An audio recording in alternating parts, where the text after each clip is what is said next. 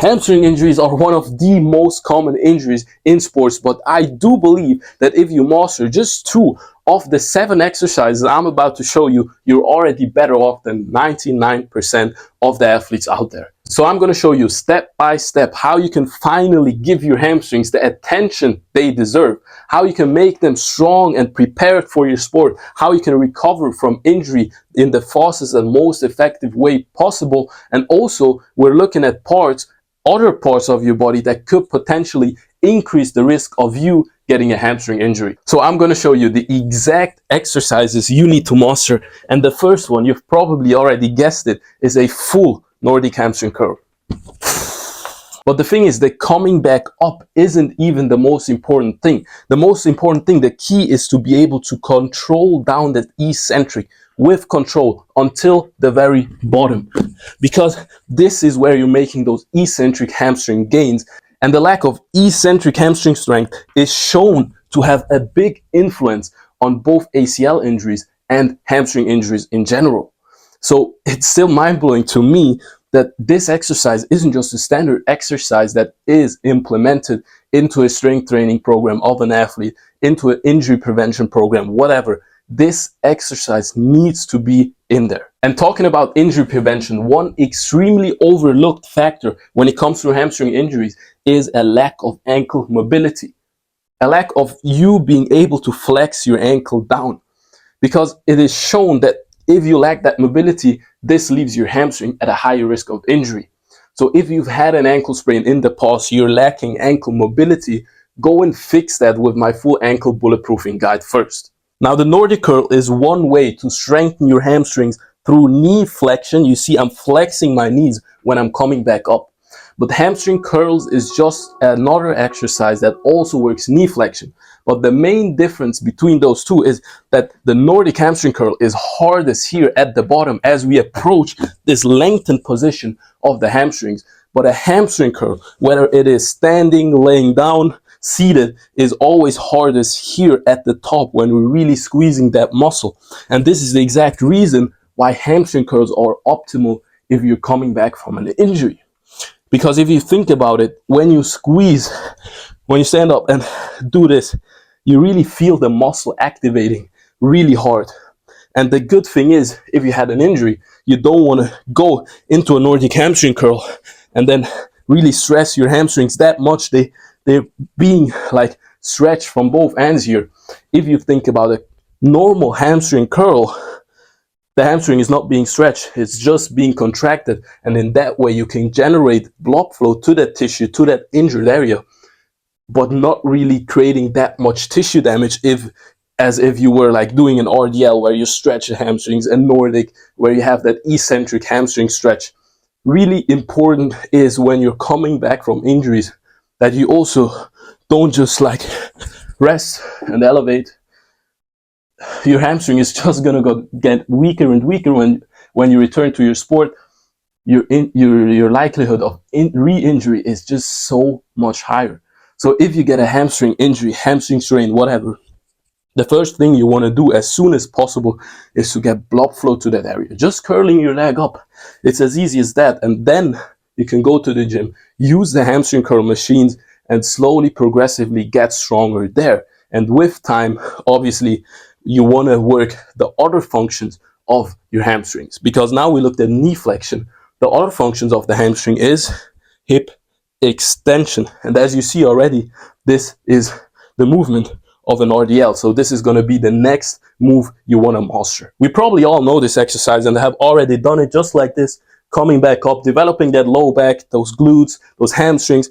Really, it's really a good exercise. I'm not saying it's bad, but it's not where we want to stop. We want to get onto some elevation to get into a full stretch RDL, which means we keep the low back straight, get as low as possible with the low back, not rounding, and keeping contact here with the legs, and then coming back up. This not only means more hypertrophy gains as you get into a longer range, but it also means that if you get into a position that would normally snap your hamstrings, now they're not gonna snap. This is the goal. We wanna be like, if we're playing our sport and we end up in a position that would normally snap, and you would be like, oh shit, my hamstring tore or whatever, injury happened, boom. You want to be like, okay, yeah, that stretched me a bit, but we move on. That's the goal. And obviously, the full stretch RDL is not necessarily where you start. You can definitely just do normal RDLs. And then over time, you want to really develop that strength to be able to go as deep as you can without your low back rounding. And this is really going to make sure your hamstrings are not only long, but also strong in that position. But obviously, someone with chronically tight hamstrings or a lot of pain in the hamstrings, this is not the position where they started. Someone with chronically tight hamstrings can just start with a simple elephant walk at regressed levels. You could regress this to up here, like then doing the movement. But I can do it right here, right now, just extending one leg at a time. And the thing is, this is different to just passively stretching by reaching down to your toes, trying to touch your toes. This is a passive stretch. But if you get into this position, you trick your body by bending your knees so you can get further down, you can actually touch your toes. And what you're going to do now is extend one leg while trying to keep that other leg bent. Because this will ensure you have to really get that stretch. And when you try to stay in this position by squeezing your quads, pushing your feet into the ground, you cannot not make hamstring gains, hamstring flexibility gains. It's like way different than if you were just passively stretching. You can never get that stretch that you're getting here by tricking your body into this position and extending one leg, squeezing the quad. You just have to push back. Like, this is going to give you that edge over people that just passively stretch for hours and don't really see results. Because I'm telling you, if you stay consistent with the elephant walk and you focus on the right form, like squeezing the quads, pausing there for a second, coming back, squeezing the quads, fully extending, and always trying to keep this leg as bent as like this, boom, boom.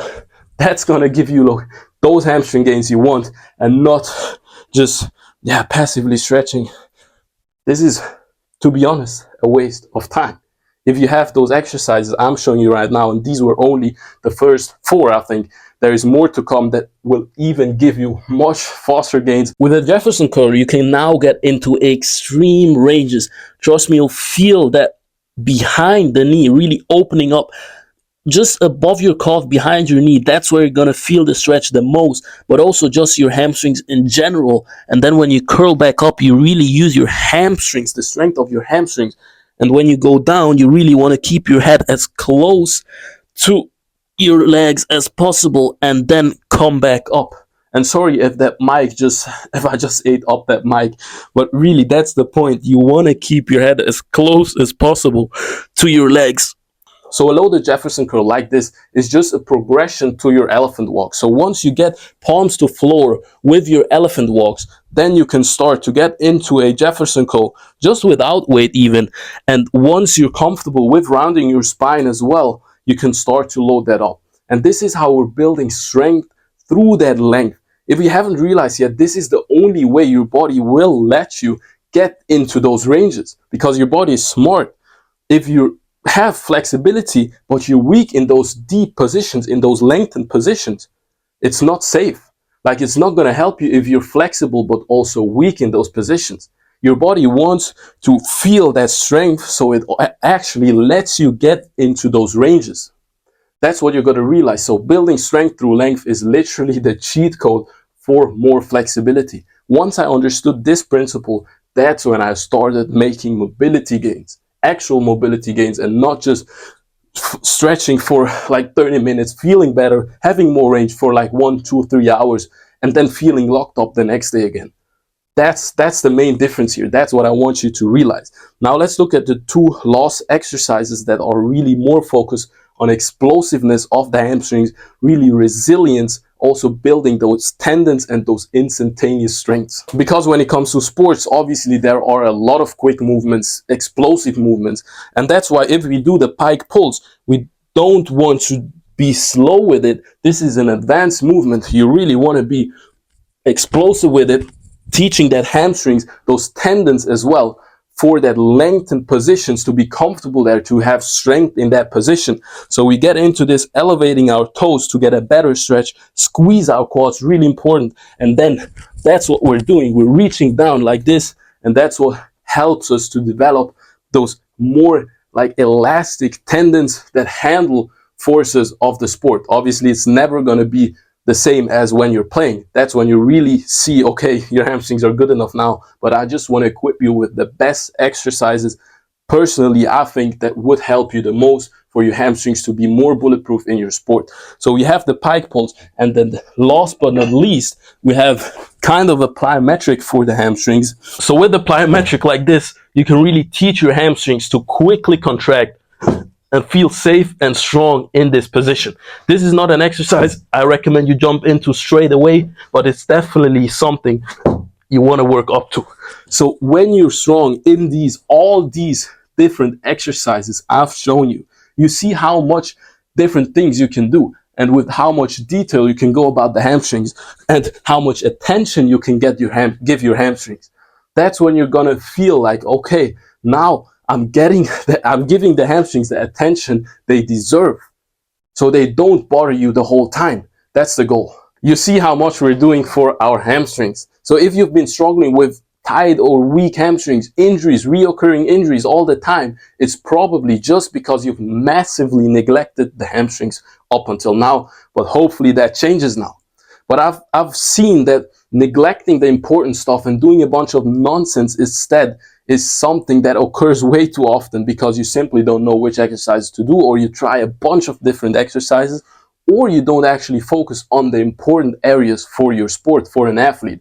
And that's why I've created a full program and a guide for it that is really focusing on every single important area an athlete needs to work on.